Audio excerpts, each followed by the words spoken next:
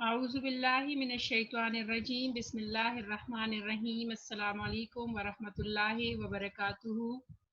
جماعت نہم کے طلباء و طالبات کو اردو کی آن لائن کلاس میں خوش آمدید۔ اس دعا کے ساتھ کہ آپ بہترین صحت کے ساتھ ہوں۔ آج اردو آن لائن کلاس میں ہمارا 8واں لیکچر ہے اور آج جو سبق ہم پڑھیں گے وہ ہمارے پاس مرزا فرحت اللہ بیگ کا ایک مضمون ہے جس کا نام امتحان ہے۔ یہ آپ کی کتاب کے پیج نمبر 69 پہ موجود ہے، 69 نمبر پیج پہ مرزا فرحت اللہ بیگ کا تعارف جو ہے وہ موجود ہے۔ مرزا فرحت اللہ بیگ پیدا ہوئے 1883 اور تاریخ وفات ہے 1947۔ مرزا فرحت اللہ بیگ دلی میں پیدا ہوئے، اس کو انڈر لائن کر لیں، اور سینٹ اسٹیفنس کالج دلی سے BA کیا۔ زمانہ طالب علمی میں ڈرامے اور کرکٹ کا شوق رہا۔ 1907 میں حیدرآباد دکن چلے گئے اور پہلے تعلیم اور پھر عدالت کے محکموں سے وابستہ رہے۔ وہ ترقی کرتے ہوئے ہوم سیکرٹری کے عہدے تک پہنچے، جہاں سے ریٹائر ہوئے اور پینشن حاصل کی۔ انہوں نے حیدرآباد ہی میں وفات پائی۔ پیدا دلی میں ہوئے تھے اور وفات حیدرآباد میں پائی۔ مرزا فرحت اللہ بیگ کا طرز تحریر سادہ اور پرلطف ہے۔ وہ بڑے شگفتہ انداز میں دلی کی خاص زبان لکھتے ہیں، اس کو بھی انڈر لائن کر لیں۔ ان کے اسلوب میں تصنع اور بناوٹ نام کو نہیں، مزاح کی چاشنی ان کی تحریر میں خاص لطف دیتی ہے۔ بقول رشید احمد صدیقی، فرحت کے اسلوب کی نمایاں خوبی فقروں کا اختصار ہے، یعنی چھوٹے چھوٹے فقرے لکھتے ہیں۔ وہ چھوٹے چھوٹے فقروں سے رواں دواں عبارت کا جادو جگاتے ہیں۔ فرحت کی تحریروں میں اسلوب کی یکسانیت معجزے کی حد تک قائم رہتی ہے۔ وہ ایک مضمون کو جس رنگ میں شروع کرتے ہیں اسی رنگ میں انجام تک پہنچاتے ہیں۔ مرزا فرحت اللہ بیگ ابتدا میں مرزا علم نشرہ کے قلمی نام سے لکھتے رہے، یعنی شروع میں اپنے نام سے نہیں لکھتے تھے بلکہ اپنے لیے ایک نام الگ سے رکھا ہوا تھا علم نشرہ، اور اسی سے لکھتے تھے۔ لوگوں کو پتہ نہیں تھا کہ یہ فرحت اللہ بیگ ہے۔ بابائے اردو ڈاکٹر مولوی عبدالحق اور عظمت اللہ خان نے ان کی ہمت بڑھائی اور وہ اپنے اصل نام سے لکھنے لگے۔ نذیر احمد کی کہانی، پھول والوں کی سیر اور دلی کا ایک یادگار مشاعرہ ان کے یادگار مضامین ہیں۔ مزاح کے انداز میں لکھتے ہیں اور بہت خوبصورت مضامین جو ہیں اردو میں ان کے موجود ہیں۔ ان کے مضامین فرحت کے نام سے شائع ہو چکے ہیں۔ وہ قادر الکلام شاعر بھی تھے۔ میری شاعری ان کے کلام کا انتخاب ہے، لیکن مشہور جو ہے وہ مضمون نگار کی حیثیت سے ہی ہوئے ہیں۔ اچھا جی، یہاں پہ ہمارے پاس ان کا مضمون جو ہے امتحان وہ موجود ہے۔ امتحان میں طنز و مزاح کر کے بتایا گیا ہے کہ کس طرح وہ طالب علم جو محنت نہیں کرتے اور ان کو کامیابی کی امید ہوتی ہے تو وہ کامیاب نہیں ہو سکتے، اور اس کے علاوہ کہ غلط طریقوں سے یہ سوچ لینا کہ امتحان میں کامیابی ہو سکتی ہے تو وہ جو ہے یہ رویہ جو ہے وہ بھی غلط ہے۔ بڑے خوبصورت انداز میں انہوں نے ان تمام چیزوں کو پیش کیا ہے کہ ایک طالب علم کے لیے پڑھائی ضروری ہے، بجائے اس کے کہ وہ دوسرے راستے اختیار کرے، اور محنت سے گھبرانا نہیں چاہیے، اور ذاتی محنت جب تک نہیں کریں گے تو کامیابی نہیں ملے گی۔ نہ ہوئی گر میرے پرچوں سے تسلی نہ سہی، امتحان اور بھی باقی ہے تو یہ بھی نہ سہی۔ لوگ امتحان کے نام سے گھبراتے ہیں، لیکن مجھے ان کے گھبرانے پر ہنسی آتی ہے۔ یہ مرزا فرحت اللہ بیگ نے اپنا یہ میں کا جو صیغہ ہے یہ اپنے لیے استعمال کیا ہے، یعنی وہ ایک طریقے سے خود کو طالب علم ظاہر کر کے اپنے تجربات جو ہیں وہ بیان کر رہے ہیں۔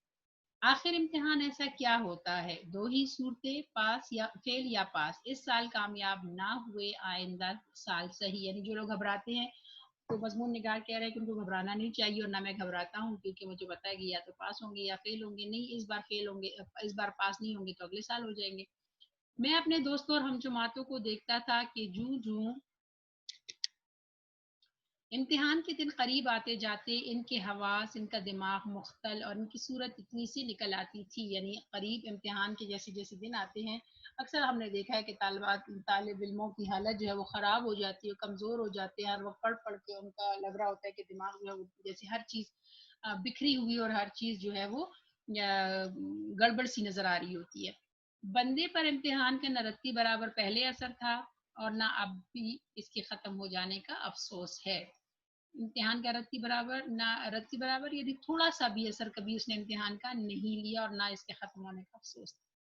امیدواروں کا مجمع، نئی نئی صورتیں، عجیب عجیب خیالات، یہ ایسی چیزیں ہیں جن سے کبھی دل سیر نہیں ہو سکتا. یعنی دل جو ہے وہ کبھی نہیں بھر سکتا ان چیزوں سے کہ آپ ہر سال امتحان دینے جائیں اور امتحانی کمرے میں آپ کو نئے نئے لوگ جو ہیں وہ ملے، کیونکہ ہر سال نئے لوگ امتحان دینے کے لیے آتے ہیں. پھر آپ ان کے خیالات سنیں، آپ ان سے ملیں، آپ ان کی باتیں سنیں. تو مصنف کہہ رہے ہیں کہ یہ ایک ایسی چیز ہے کہ جس سے دل کبھی نہیں بھرتا، اور مجھے مزہ آتا ہے کہ ہر سال جو ہے وہ میں جاتا ہوں اور امتحانی کمرے میں نئے نئے لوگوں سے ملتا ہوں. جی چاہتا ہے کہ تمام عمر امتحان ہوئے جائے لیکن پڑھنے اور یاد کرنے کی شرط اٹھا دی جائے. یعنی امتحان سے نہیں گھبراتے، امتحان ہونے چاہیے صرف اس حد تک کہ لوگوں سے ملوں، لوگوں کی شکلیں دیکھوں، ان کے خیالات سنوں، لیکن امتحان کے لیے پڑھنا جو ہے وہ شرط اگر ہٹا دی جائے تو امتحان بہت اچھی چیز ہے. میری سنیے کہ 2 سال میں لا کلاس کا کورس پورا کیا، مگر کس طرح؟ شام کو یاروں کے ساتھ. اب یہ اپنی کہانی سنا رہے ہیں کہ میں نے وکالت کے جو ہے وہ کورس کرنا تھا، 2 سال میں وکالت کی کلاس لی، لیکن اس دوران ان کا رویہ کیا تھا، ان کی جو روٹین تھی وہ کیا تھی کہ شام کو یاروں کے ساتھ ٹہلنے نکلتا، واپسی کے وقت لا کلاس میں بھی جھانکتا تھا. یعنی باقاعدہ کلاس نہیں لیتے تھے، صرف جھانکتے تھے. منشی صاحب دوست تھے اور لیکچرار صاحب پڑھانے میں مستغرق کہتے ہیں ڈوبے ہوئے. یعنی ان کو نہیں پتا چلتا تھا کہ کون اسٹوڈنٹ جو ہے وہ بیٹھا ہوا ہے. لیکچرار صاحب کو اور منشی صاحب جو ہے ان کی حاضری لگا دیتے تھے. حاضری کی تکمیل میں کچھ دشواری نہ تھی. اب آپ ہی بتائیں کہ لا کلاس میں شریک ہونے سے میرے کس مشغلے میں فرق آ سکتا تھا. یعنی منشی صاحب دوست تھے، دے دلا کے اس کو حاضری لگوا لیتے تھے، لیکچرار صاحب کو پتہ نہیں چلتا تھا. تو اس لیے وہ کہہ رہے ہیں کہ میں نے کبھی اپنے دوسرے مشاغل نہیں چھوڑے اور میں ساتھ ساتھ لا کلاس بھی اس طرح لیتا رہا. والد صاحب قبلہ خوش تھے کہ بیٹے کو قانون کا شوق ہو چلا ہے. کسی زمانے میں بڑے بڑے وکیلوں کے کان کترے گا. وکیلوں کے کان کترے گا یعنی ان کا جو بڑے بڑے وکیل ہیں ان سے بھی یہ آگے نکل جائے گا، ان کو مات دے دے گا، ان کو شکست دے کر آگے نکل جائے گا. ہم بھی بے فکر تھے کہ چلو 2 برس تک تو کوئی محنت کے لیے کہہ ہی نہیں سکتا. بعد میں دیکھیے کون جیتا ہے اور کون مرتا ہے، لیکن زمانہ آنکھ بند کیے گزر جاتا ہے. 2 سال ایسے گزر گئے جیسے ہوا. یعنی جب لا کلاس میں داخلہ لیا تو یہ سوچا کہ 2 سال تو بہت ہے. پھر جب 2 سال تک تو مجھے کوئی محنت کے لیے نہیں کہے گا اور بعد میں پھر دیکھیں گے کہ جب وقت آئے گا تو دیکھا جائے گا. لیکن وہ کہہ رہے ہیں کہ وقت جو ہے بہت تیزی سے گزر جاتا ہے ہوا کی طرح، اور 2 سال گزر گئے اور مجھے لا کلاس کا صداقت نامہ بھی مل گیا. یعنی 2 سال پورے ہونے کے بعد جیسے ہم کہتے ہیں نا کہ ان کے جو ہے امتحان کے لیے رجسٹریشن بھیج دی گئی یا آپ کو امتحان جو ہے وہ سر پر آ گیا. اب کیا تھا، والدین امتحان وکالت کی تیاری کے لیے سر ہو گئے. یعنی انہوں نے کہا کہ اب تو تمہیں پڑھ لینا چاہیے، تمہیں تیاری کرنی چاہیے. مگر میں بھی ایک ذات شریف ہوں، ایک گڑیا اور ایک بوڑھے کو دھوکہ دینا کیا بڑی بات ہے. میں نے تقاضا کیا کہ علیحدہ کمرہ مل جائے تو محنت کروں، بال بچوں کی گڑبڑ میں مجھ سے کچھ نہیں ہو سکتا. چند روز یعنی پھر بہانے شروع کر دیے. جب انہوں نے کہا پڑھنا ہے تو اس کے لیے الگ کمرے کا تقاضا کیا گیا. چند روز اسی ہیلے سے ٹال دیے، اسی بہانے سے. لیکن کب تک؟ یعنی میں نے شروع میں بہانہ کیا اور آہستہ کچھ دن جو ہے اس طرح ٹل گئے. لیکن آخرکار کیا ہوا کہ بڑی بی نے اپنے سونے کا کمرہ خالی کر دیا. ماں نے، ٹھیک ہے جی، ماں نے کہا کہ چلو جی اگر آپ نے پڑھ لی الگ کمرے میں تو میں آپ کے لیے اپنا کمرہ خالی کر دیتا ہوں. اب میں دوسری چال چلا. یعنی یہ تو ختم ہو گیا یہ بہانہ. اب اس نے دوسری جو بہانہ بنایا، جو چال چلی وہ کیا تھی؟ دروازوں پر شیشے تھے، ان پر کاغذ چپکا دیا. لیمپ روشن کر کے آرام سے 7 بجے سو جاتا اور صبح 9 بجے اٹھتا. اگر کسی نے آواز دی اور آنکھ کھل گئی تو ڈانٹ دیا کہ خواہ مخواہ میری پڑھائی میں خلل ڈالا جاتا ہے. اور اگر آنکھ نہ کھلی اور صبح کو سونے کا الزام لگایا گیا تو کہہ دیا کہ میں پڑھتے وقت کبھی جواب نہ دوں گا، آئندہ کوئی مجھے دق نہ کرے. یعنی اندر سوئے پڑے ہوتے تھے اور جب باہر سے کوئی آواز دیتا تھا تو اگر جاگ گئے تو کہہ دیا کہ جی میں پڑھ رہا ہوں، مجھے ڈسٹرب نہ کرے. لیکن اگر نہ جاگے اور سوئے پڑے رہے اور صبح سب نے کہا کہ تم کیا رات کو سو رہے تھے؟ تو اس نے کہہ دیا کہ نہیں جی میں تو پڑھتے ہوئے کسی کو جواب نہیں دیتا، میں جاگ رہا تھا، مجھے پتا تھا آپ لوگ بلا رہے ہیں لیکن میں کسی کو جواب نہیں دیتا، اس لیے آئندہ مجھے تکلیف نہ دی جائے یا مجھے ڈسٹرب نہ کیا جائے۔ بعض وقت ایسا ہوا کہ لیمپ بھڑک کر چمنی سیاہ ہو گئی اور میری زیادہ محویت و محنت کا نتیجہ سمجھی گئی، یعنی یہ سمجھا گیا کہ میں شاید بہت زیادہ پڑھ رہا تھا اس لیے میں نے اس کی طرف توجہ نہیں دی۔ بعض اوقات والد والدہ کہتے بھی تھے کہ اتنی محنت نہ کیا کرو، لیکن میں زمانے کی ترقی کا نقشہ کھینچ کر ان کا دل خوش کر دیتا تھا۔ خدا خدا کر کے یہ مشکل بھی آسان ہو گئی اور امتحان کا زمانہ قریب آیا۔ میں نے گھر میں بہت کہا کہ ابھی میں امتحان کے لیے جیسا چاہیے ویسا تیار نہیں ہوں، لیکن میری مسلسل حاضری، لا کلاس اور شبانہ محنت نے ان کے دلوں پر سکہ بٹھا رکھا تھا۔ وہ کب ماننے والے تھے؟ پھر بھی احتیاطاً اپنے بچاؤ کے لیے ان سے کہہ دیا کہ اگر میں فیل ہو جاؤں تو اس کی ذمہ داری مجھ پر نہ ہوگی، کیونکہ میں نے اپنے آپ کو ابھی امتحان کے قابل نہیں پاتا۔ لیکن والد صاحب مسکرا کر بولے کہ امتحان سے کیوں ڈرے جاتے ہو؟ جب محنت کی ہے تو شریک بھی ہو جاؤ، کامیابی و ناکامیابی خدا کے ہاتھ میں ہے۔ کیونکہ محنت تو کی نہیں تھی، پڑھا تو کچھ تھا نہیں، تو بہانہ بنانے کی کوشش کی کہ بھی تیار نہیں ہوں، لیکن گھر والے بیچارے تو یہی سوچتے تھے کہ یہ تو بڑا پڑھ رہا ہے، تو انہوں نے کہا کہ نہیں تم جو ہے ہمیں پتہ ہے تم بہت پڑھ رہے تھے، تم نے بہت پڑھا ہے، بہت محنت کی ہے، اس لیے تمہیں امتحان میں شریک ہو جانا چاہیے، اور باقی جو ہے وہ ناکامی اور کامیابی خدا کے ہاتھ میں، تمہیں اس سے ڈرنا نہیں چاہیے۔ مرد بائی کے ہراساں نہ شد، یعنی مرد وہی ہے جو کہ مشکلات کا مقابلہ کرے اور ان سے گھبرائے نہیں۔ میں نے بھی تقدیر اور تدبیر پر ایک چھوٹا سا لیکچر دے کر ثابت کر دیا کہ تدبیر کوئی چیز نہیں، تقدیر سے تمام دنیا کے کام چلتے ہیں، یعنی یہ بتا دیا کہ اگر محنت تو میں نے کر لی ہے، لیکن اگر مجھے ناکامی ہوئی تو یہ میری تقدیر میں ہوگا، میرے نصیب میں ایسا لکھا ہوگا۔ قصہ مختصر، درخواست شرکت دی گئی اور منظور ہو گئی، ٹھیک ہے جی۔ اور ایک دن وہ آیا کہ ہم ہال ٹکٹ لیے ہوئے رول نمبر جس کو ہم کہتے ہیں، مقام امتحان پر پہنچ ہی گئے۔ گویا یاد نہیں کیا تھا، لیکن 2 وجہ سے کامیابی کی امید تھی، یعنی یاد تو کچھ بھی نہیں کیا ہوا تھا، پڑھا ہی نہیں تھا، سارا 2 سال جو ہے وہ ایسے ہی گزار دیے تھے، لیکن وہ کہہ رہے ہیں کہ مجھے 2 وجہ سے کامیابی کی امید تھی۔ اول تو امداد غیبی، غیب سے ملنے والی مدد، دوسرے پرچوں کی الٹ پھیر۔ شاید وہ حضرات جو امتحان میں کبھی شریک نہیں ہوئے اس مضمون کو نہ سمجھیں، اس لیے ذرا وضاحت سے عرض کرتا ہوں کہ امداد غیبی سے مراد امیدواران امتحان کی اصطلاح میں وہ مدد ہے جو ایک کو دوسرے سے یا کسی نیک ذات نگران کار سے یا عند الموقع کتاب سے پہنچ جاتی ہے۔ امداد غیبی سے کیا مراد ہے؟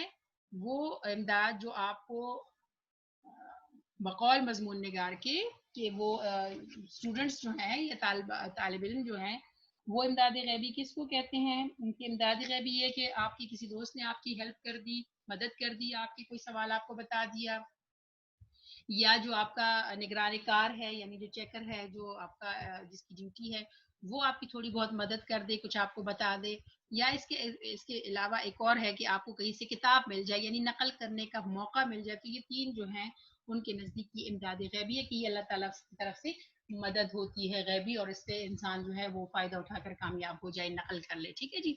دوسرا ان کا ہے کہ پرچوں کی الٹ پھیر گویا بظاہر مشکل معلوم ہوتی ہے، لیکن تقدیر سب کچھ آسان کر دیتی ہے۔ پرچوں کی الٹ پھیر کا مطلب یہ ہوتا ہے کہ جی آپ کا رول نمبر اٹھا کے کسی دوسرے والے پہ لگا دیا جاتا ہے، اور دوسرے کا یعنی لائق بچے کا رول نمبر جو ہے وہ نالائق والے پر لگا دیا جاتا ہے، اور یہ تب کروایا جاتا تھا، یہ پہلے زمانے میں ہوتا تھا، اب ایسا کچھ بھی نہیں ہوتا کیونکہ اب تو کمپیوٹرائز دور ہے، کسی کو پتہ ہی نہیں چلتا، کمپیوٹرائز نمبر لگے ہوتے ہیں، لیکن اس زمانے میں یہ جو ہے بڑا سمجھا جاتا تھا کہ پیسے دے دلا کر یا کسی کو کہہ کر ہم جو ہے یہ اس طرح پرچے جو ہے وہ تبدیل کیے جا سکتے تھے۔ تو وہ کہہ رہے کہ دوسری وجہ جس سے مجھے کامیابی کی امید یہ تھی کہ ہو سکتا ہے کہ میرا پرچہ جو ہے وہ کہیں تبدیل ہو جائے، اگرچہ یہ مشکل تھا، لیکن وہ کہہ رہے ہیں کہ اگر آپ کی کامیابی آپ کی نصیب میں ہو تو یہ آسان ہو جاتا ہے۔ یہ ضرور ہے کہ اس سے ایک محنت کرنے والے لیکن تقدیر سب کچھ آسان کر دیتی ہے۔ بعض شریف کم حیثیت ملازم ایسی بھی نکل آتے ہیں جو بامید انعام پرچہ بدل دیتے ہیں، یعنی امید کے انعام ملنے کی امید میں وہ جو ہے آپ کا پرچہ تبدیل کر کے دوسرے کا رول نمبر لگا دیتے ہیں۔ دوسری کسی صورت اچھا جی، یہ ضرور ہے کہ اس سے ایک محنت کرنے والے کو نقصان پہنچ جاتا ہے، لیکن تدبیر و تقدیر کا مسئلہ جیسا اس کارروائی میں حل ہوتا ہے دوسری کسی صورت میں حل نہیں ہوتا. یعنی ٹھیک ہے کہ ایک پڑھنے والا بچے کو نقصان ہو جاتا ہے، لیکن وہ کہتا ہے کہ یہ بھی پھر شاید اسی کے نصیب ہے کہ اس کا نصیب کہ اس نے اتنی محنت کر کے بھی اس کو کامیابی نہیں ملی، اور دوسرے کا نصیب کہ اس کو بغیر محنت کے کامیابی مل جائے. اس کے علاوہ اور بھی صورتیں ہیں، لیکن وہ بہت کم پیش آتی ہیں، اس لیے ان پر بھروسہ کرنا نادانی ہے. یعنی دوسری بھی بہت سی صورتیں ہو سکتی ہیں امتحان میں بغیر محنت کے کامیاب ہونے کے. خیر آمدم بسر مطلب 9:45 بجے گھنٹی بجی اور ہم بسم اللہ کہہ کر امتحان کے کمرے میں داخل ہوئے. یہاں ایک بہت خلیق اور ہسمکھ نگران کار تھے. ایک بہت اچھے انسان ان کو نظر آئے، اخلاق والے، ہسمکھ سے، جس کی ڈیوٹی تھی، جو ڈیوٹی پہ تھا، وہ شخص جو ہے وہ اس کو بڑا اچھا لگا.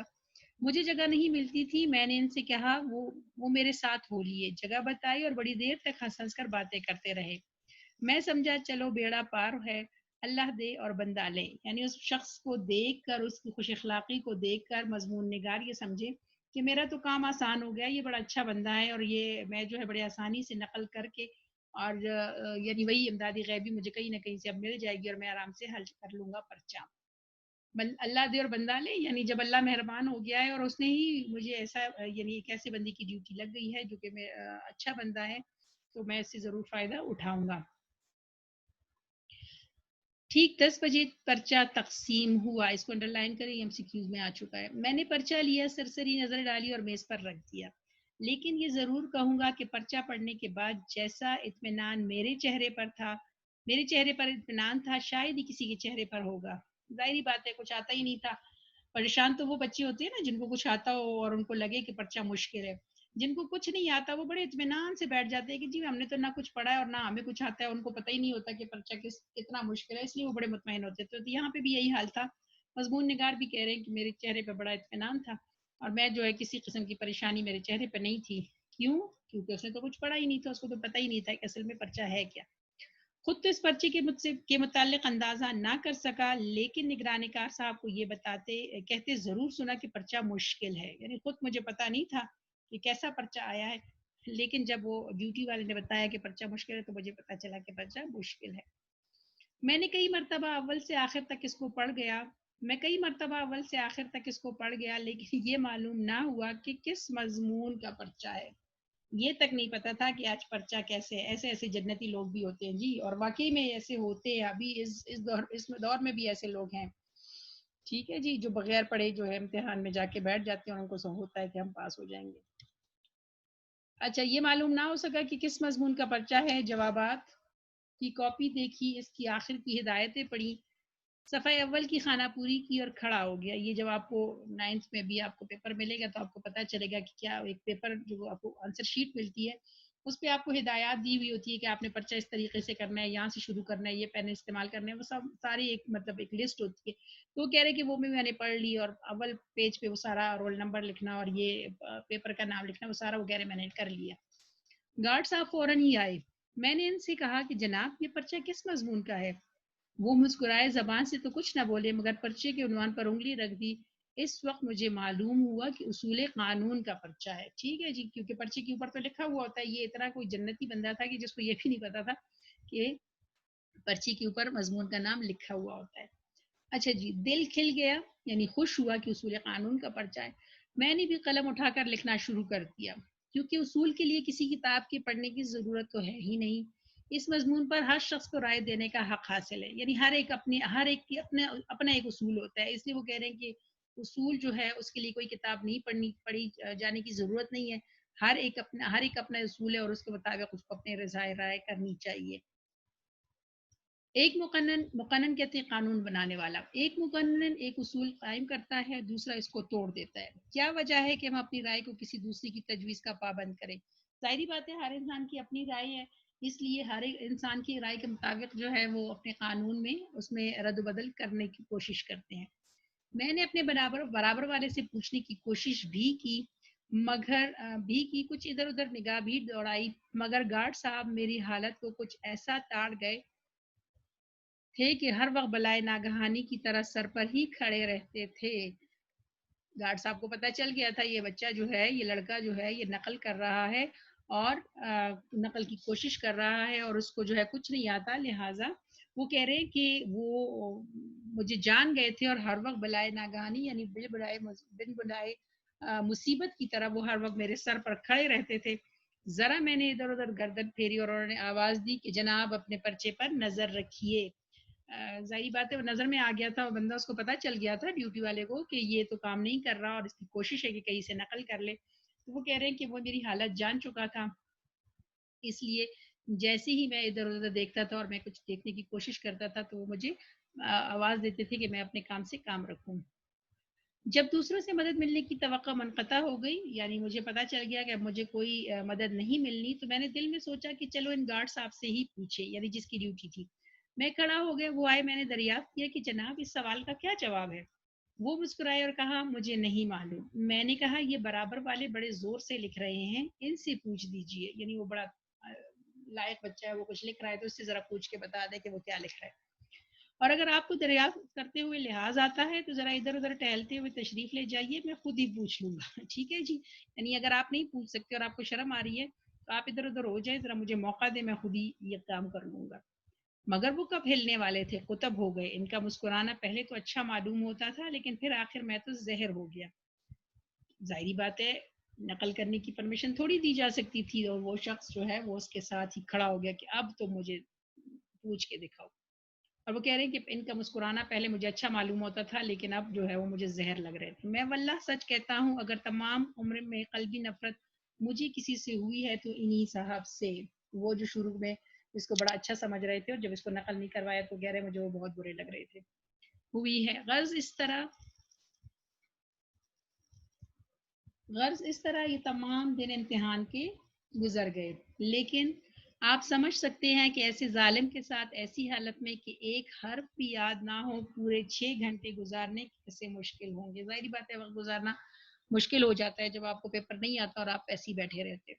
میں تو ہر روز آدھا گھنٹے کے بعد ہی کمرے سے نکل آتا، لیکن مصیبت یہ آن پڑی کہ والد صاحب روز 11 بجے سے آ جاتے اور نیچے سین میں بیٹھے رہتے. یعنی میں تو نکل آتا لیکن اس لیے نہیں نکلتا تھا باہر کیونکہ والد صاحب جو ہے وہ باہر بیٹھے ہوتے تھے. اب میں جلدی باہر آ جاتا تو جو روب میں نے 2 سال کے عرصے میں قائم کیا تھا وہ سب ہوا ہو جاتا، ختم ہو جاتا. اس لیے قہر درویش بر جانے درویش، یعنی اپنے ہی اوپر اپنا غصہ نکال لینا یا اپنی ہی جان پر ظلم کرنے کے لیے یہ جو ہے یہ الفاظ بولے جاتے ہیں. ٹھیک ہے جی. آخری وقت تک امتحان کے کمرے میں بیٹھا رہتا اور جب نیچے اترتا تو والد صاحب سے پرچے کی سختی کی ضرور شکایت کرتا، یعنی یہ ضرور بتاتا کہ پرچہ بڑا مشکل ہے تاکہ کل کو جب فیل ہو جاؤں تو ان کو پتا ہو کہ پرچے مشکل تھے. وہ بھی میری تشفی کے لیے امتحان کو بہت کچھ برا بلا کہتے لیکن میری خوشی کے لیے مجھے تسلی دینے کے لیے. لیکن ان کو یہ خیال ہو گیا تھا کہ کچھ ہی کیوں نہ ہو میرا بیٹا کامیاب ضرور ہوگا. امتحان ختم ہوا اور امید نمبر 1 اور 2 کا خون ہو گیا. اب ممتحنوں کے پاس کوشش کی سوجی سفارش کرنے کی. ٹھیک ہے جی. والد صاحب ایک زبردست چٹھی سفارش کی لے کر ایک صاحب کے یہاں پہنچے. وہ چٹھی دیکھ کر بہت اخلاق سے ملے. آنے کی وجہ دریافت کی. والد نے عرض کیا کہ خادم زادہ اس سارے امتحان میں شریک ہوا ہے، اگر آپ کوشش فرمائیں تو یہ خانزادہ ہمیشہ ممنون احسان رہے گا. یعنی میرے بیٹے نے امتحان دیا ہے اور اگر آپ سفارش کر دیں اور آپ اس کے پرچے ذرا دیکھ لیں، اس پہ کسی کی سفارش کروا دیں تو وہ پاس ہو جائے گا. وہ بہت ہنسے اور دوسرے لوگوں سے جو سلام کو حاضر ہوئے تھے فرمانے لگے یہ عجیب درخواست ہے، ان کا بیٹا تو امتحان دے اور کوشش میں کروں. بندے خدا اپنے لڑکے سے کہو کہ وہ خود کوشش کرے. یعنی اس شخص نے سفارش ماننے سے انکار کر دیا. بیچارے بڑی میاں ایسے نادم ہوئے، ایسے شرمندہ ہوئے یعنی ابا جان کہ پھر کسی کے پاس نہ گئے. کچھ عرصے کے بعد نتیجہ بھی شائع ہو گیا اور کم ترین جملہ مضامین میں بدرجہ اعلیٰ فیل ہوا. یعنی جو سب سے آسان سبجیکٹ تھے، سب سے آسان مضمون تھا، اس میں بھی اعلیٰ نمبروں سے فیل ہو گئے، 0 سے. خبر نہیں وہ کون سے بھلے مانس ممتحن تھے کہ انہوں نے 2 نمبر بھی دیے. بہت بڑی بات تھی، کوئی اچھا شخص تھا جس نے 2 نمبر دے دیے، باقی نے تو 0 ہی دے ڈالا. والد صاحب کو بہت رنج ہوا. نمبروں کی نقل حاصل کی اور بالآخر یہی رائے قرار پائی کہ کسی بدماش چپراسی نے بدل دیے، ورنہ ممکن تھا کہ برابر 3 گھنٹے لکھا جاتا اور 0 ملتا. مجھے بھی تعجب تھا یعنی والد صاحب تو یہ ماننے کو تیار ہی نہیں تھے کہ جو بچہ اتنی 2 سال اس نے محنت کی، اتنی پڑھائی اس نے کی اور 3 گھنٹے وہ مسلسل لکھتا رہا اور صرف صفر ملتا، اس لیے اس بات کا مطلب اس پہ اتفاق کر لیا گیا کہ کسی نے اس کے پرچے تبدیل کر دیے۔ مجھے بھی تعجب تھا کہ کیونکہ میں نے پرچے کچھ ایسے برے ہی نہیں کیے تھے، یہ اکثر ہمارے جو نالائق طالب علم ہوتے ہیں ان کو اکثر یہی ہوتا ہے، جی اتنا برا تو نہیں کیا تھا مس، یا اتنا برا تو نہیں کیا تھا سر، کچھ تو لکھا ہی تھا، اتنے نمبر تو مل جاتے، لیکن اصل میں اس میں کچھ نہیں ہوتا۔ میں نے یہ جوابات والد صاحب کو بھی سنائے تھے، ٹھیک ہے جی، انہوں نے بہت تعریف کی، ممتحانوں کو بہت برا بلا کہا، ممتحانوں جو امتحان لینے والے ہوتے ہیں، میری اشک شوئی کی آنسو پوچھے یا مجھے تسلی دی اور فرمایا بیٹا کوئی گھبرانے کی بات نہیں، اس سال نہیں آئندہ سال صحیح، آخر کہاں تک بےایمانی ہوگی۔ یعنی ان کا یہ خیال تھا کہ اس کے ساتھ بےایمانی کی گئی ہے اور اس نے اس کو تسلی دیتے ہوئے کہا کہ کوئی بات نہیں، اس سال کامیاب نہ ہوئے اگلے سال ہو جاؤ گے۔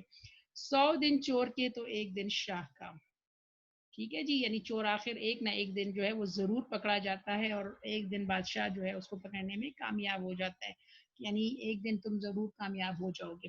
خیر جو کچھ ہوا سو ہوا، 1 سال کی فرصت تو مل گئی۔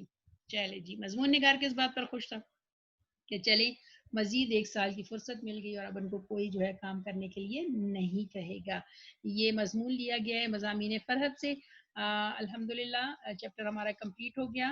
آپ نے پیج نمبر جو ہے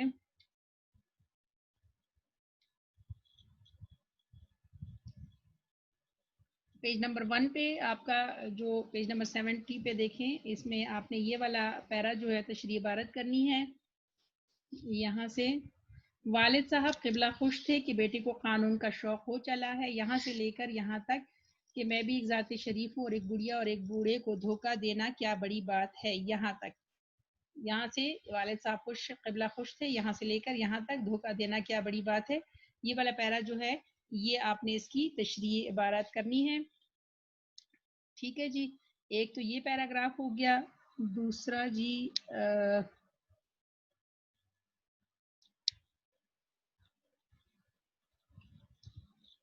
چلے جی فی الحال آپ اس کو ایک کو کر لیں، پھر انشاءاللہ بعد میں دوسرا دیکھ لیں گے، ٹھیک ہے۔ پیرا کی تشریح جو ہے وہ کیجیے گا، اپنا کام بہت اچھا سا کریں، اپنا خیال رکھیں، ہمیں بھی دعاؤں میں یاد رکھیں، اللہ حافظ۔